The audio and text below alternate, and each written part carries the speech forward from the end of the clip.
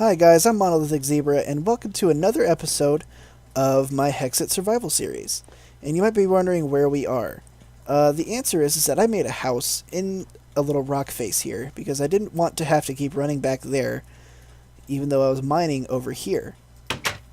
So I figured it'd be a little bit of a better journey, and now we have a for sure place to go every time, well, crap hits the fan. And yeah, we had a little bit of a creeper explosion. So I'm going to try and fix that up. Oh yeah, with two different kinds of wood. Hashtag whatever. And yeah, I did finish, kind of, the smeltery. Because I wanted to have that done. Because it's a little bit of a tedious and time-taking process. And I didn't want you guys to sit there and wait for me to do that. So I went ahead and finished it. Made the tool forge in a previous recording that got scrapped because it was broken. It literally went from me saying, "Hey guys, it's Monolithic Zebra," and then not even 3 seconds later the recording stopped, even though I talked to myself for a solid 15 minutes. It was crazy. And what we have is some iron in there, 21 ingots worth, and we're going to be making a sword. So what we got to do is we got to make a sword blade. And to make the casts, which I did in the recording, you have to put gold or aluminum brass in there. I usually just use gold because it's a little bit easier to make, because you just have to go mine for it. And then you make the actual tools in your part builder, or you make the parts in your part builder based on your patterns. So if you wanted to make a tough binding pattern, you put it in that slot and put the material you want to make it out of, usually just cobblestone or wood. And you get that part in the whatever this is called, I guess the final. And then you get the part, you put it over here, and you dump gold on it, and it turns it into a cast just like that. So now we got the iron sword blade, and we're also going to be making a tool rod. And I want to do the whole thing out of a different metal, but we don't have that luxury at the moment. So yeah, so we're going to do the wide guard and the tool rod next. What? That was weird. Don't do that. Okay, so we dump the iron in, and then we get the hand guard. And then we put the tool rod down, and we get the tool guard, the tool rod. Tool guard. Okay, so we put the casts back in here, and then we go to the tool forge, and we click on broadsword, iron tool rod, iron sword blade, and where did the wide guard? There it is. Iron large guard, even though it's technically a wide guard, but whatever. So now we have an iron broadsword. Now, what I'm going to do is I'm going to put lapis on here to give it looting. Oh, and a diamond. I should probably put a diamond on here too. Yeah, I'm going to do that after I put the lapis on. Oh, sorry, not that. Here. You put the sword in, and then you put lapis on it. See how the hilt turned blue? That's because it's going to give it luck. And what luck is, it's essentially going to give it looting. Which is nice because, sometimes there's certain mobs you want to get more stuff off of. I don't need to put that there, I need to put it there. And yeah, so you can pretty much do this indefinitely. But you see that 450? Once you get to 450 on here, you're going to get, it's going to take up a modifier, an extra modifier. So we should be getting looting 1 in a couple of attempts at that. So I'm going to head back to our old house and pick up these diamonds. Because if you put a diamond on a tool or a weapon, it gives it plus 500 durability. And if you put it on a pickaxe, it'll up your mining, whatever level you can mine at, it'll up it by 1. So that's pretty cool. I don't need any of this. So this is just going to be more like a dump for all the crap we don't need, like sticks.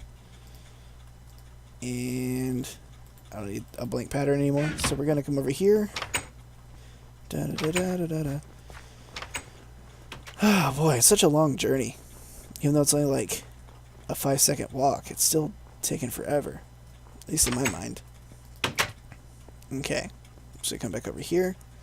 And I'm going to finish doing this looting process, and I'll be right back. Okay, and we're back, and we're going to put a diamond on there, and you see how the tip got a little bit blue? That's because it gave it durability plus 500, and so now it has a total durability of 890, which is really, really good. And I'm going to go ahead and put all this lapis and redstone up in here, up in here, up in here. I'm never, ever gonna do that again. And I guess while we're at it, I guess we can make a pickaxe. Casts. So we need a tool rod and a tool binding, and we already have an obsidian pickaxe head, which I'm going to keep that so I can use it for this. So we're going to put the tool rod and the binding down. And bam. Pretty sure it's a pretty simple process once you get everything made for it. And then the tool binding. So now we'll have a pickaxe that literally almost never breaks. So we're gonna need the redstone too, and the lapis actually. Now that I think about it, so we're gonna need most of this. And bam! I actually needed that. Put the seeds in there just for giggles. Put the cast down, and wrong thing. So we gotta click the pickaxe wherever they moved it to. Where did they move it to? Is that it? Yeah, that's it. Okay. Sorry, the UI kind of blends in with the iron/stone color over there. Okay, so we put the tool rod, the binding, the obsidian pickaxe head, and now we have a pickaxe with reinforced 3. And yes, the durability isn't very high, but reinforced 3 means that whatever you mine has a certain percent chance to not take durability off of your pickaxe. So now that that's done, we're going to click... No, I don't want to throw that. We put that there. See the pickaxe there, and then we put redstone, which gives it more mining speed. So I'm going to do that, and I will see you guys in just a second.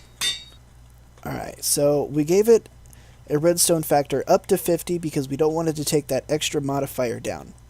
So I'm going to put a diamond on here, and now we have a 615 durability pickaxe, which isn't, like I said, that great, but I think we could just fix it with iron, which is pretty good. So I'm going to take the diamond off, and before I put the lapis, I'm going to get these extra ingots. We're going to come over here and turn it into an iron block, or a gold block, sorry.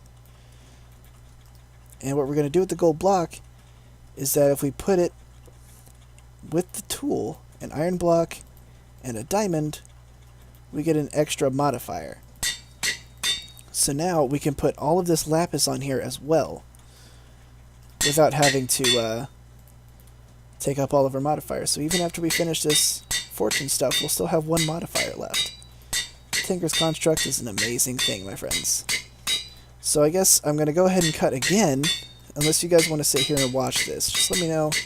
I know it's a pretty repetitive process with all the ting-ting-tinging, but, you know, sometimes I want you guys to see stuff.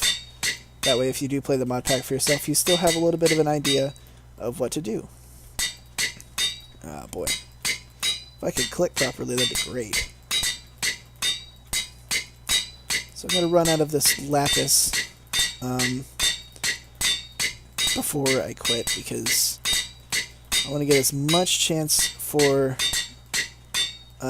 fortune as I can. I think at 70 lapis, it'll give you fortune 1.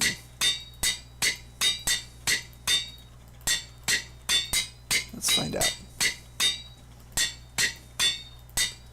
Nope, doesn't set it. I don't know. Maybe I do have fortune 1, it's just not saying it. I don't know. Well, there you go. There's our pickaxe. And I might make a diamond pickaxe on the side, because just in case that breaks.